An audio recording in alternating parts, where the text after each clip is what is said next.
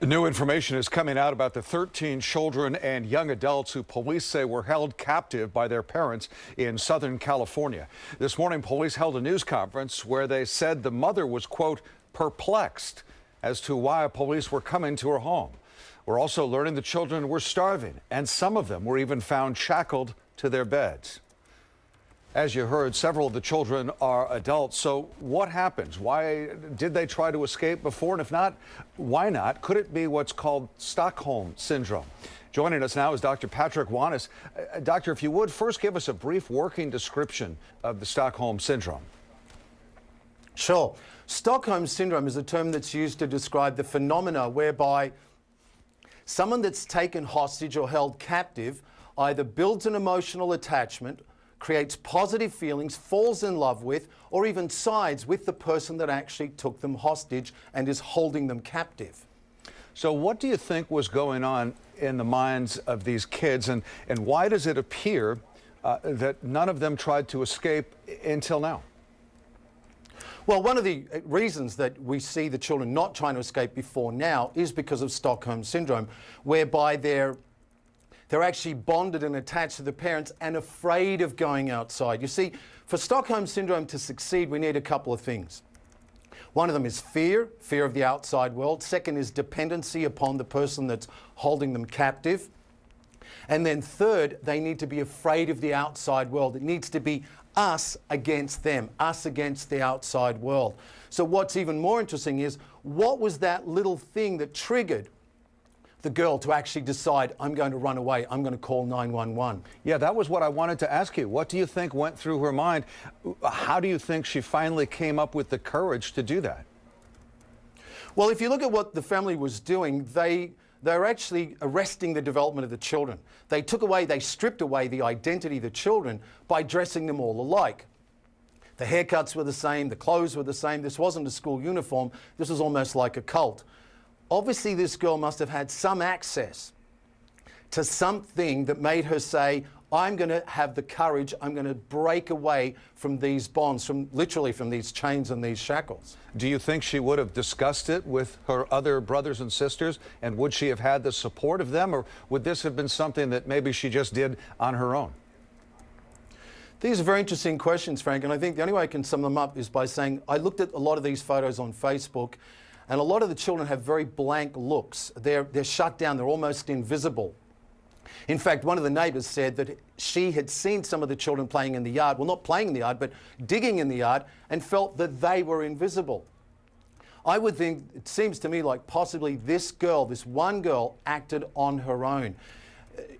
You look at this this disparity in the ages from 2 to 29, and the neighbours describe the adult children who are in their 20s looking like they're 10 and 12 years of age because of the fact that their development was arrested. So they're going to have a lot of fear. They're going to become even more dependent upon their parents and very afraid of breaking away. Yeah, and if I can add one more thing, Frank, Mm-hmm. This could not have happened, or would never have happened, if people didn't live according to this belief that it's none of my business. Because the neighbours saw clues. There are always clues. The children were outside very rarely, but when they were, they looked much younger than their actual chronological age. They looked pale, like they had never seen the sun, and they were emaciated. Right away, that tells you there's something wrong with this family, and yet no one did anything. Yeah, it kind of goes back to that human nature of, I don't want to get involved, or in your mind you come up with some kind of explanation for it, as opposed to that saying, if you see something, say something. You know, Frank, the definition of a hero is someone that's willing to risk their life to save the life of someone else. We don't have enough heroes today. Now we're stepping in and we're doing something about this family, but the path for these children is going to be a very long path. It's not just about reintegration into society. It's about helping the children to actually regain their own identity, try to see if we can heal them with their social development, their mental, their cognitive development. And then most of all, the hardest part is going to be breaking those bonds between the parents and the children. Now, you don't usually say we want to break the bonds between children and parents, but we do in this situation. If the parents are starving the children, if the children are malnourished, and if the children are literally shackled and kept in disgusting circumstances. Again, I think for me a key point is when we see things, we've got to speak up. 7 of these children were adults over the age of 18.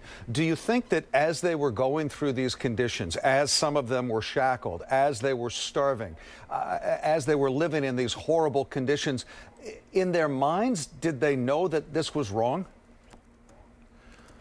There's going to be some of them that are going to know some of the things are wrong, but not all of the things. Remember too, Frank, this didn't happen overnight. If you've got a child an adult who's 29, that means this has been going on for a long time. There's 13 children, and listen to what the paternal grandmother said. She said, I haven't been in contact with the children for 5 years. She hasn't seen them. So who knows how much worse it got over the past 5 years. And then what about the aunts and the uncles? The aunts and the uncles say, well, we've never spoken to the children.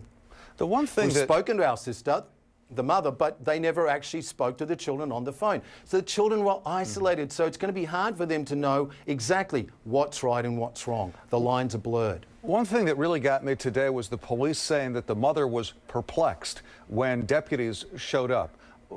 What goes on in the mind of parents? If that's true. Yeah, if that is true, no, there's a reason I'm saying that. Okay. If it's true that the mother truly was sincerely perplexed, then it means it was the father that was the dominant one. It was the father that was the leader. It was the father that was driving this, obviously with the aid of the mother, but he probably brainwashed her into thinking what they were doing was right. Remember too, the father had registered that address as a school daycare centre of some type. So he always had the plan, I'm going to isolate my children from the rest of the world. The mother, again, I don't know her background, must have thought, oh, this is okay. Now, why would she think that? She must have been brainwashed by the husband. Doctor, we sure appreciate you talking with us. Some very interesting interesting insights from you, and you know, just thank God all those children are now safe. Doctor, thanks again. Well, that's the most important part. Thank you. Yeah.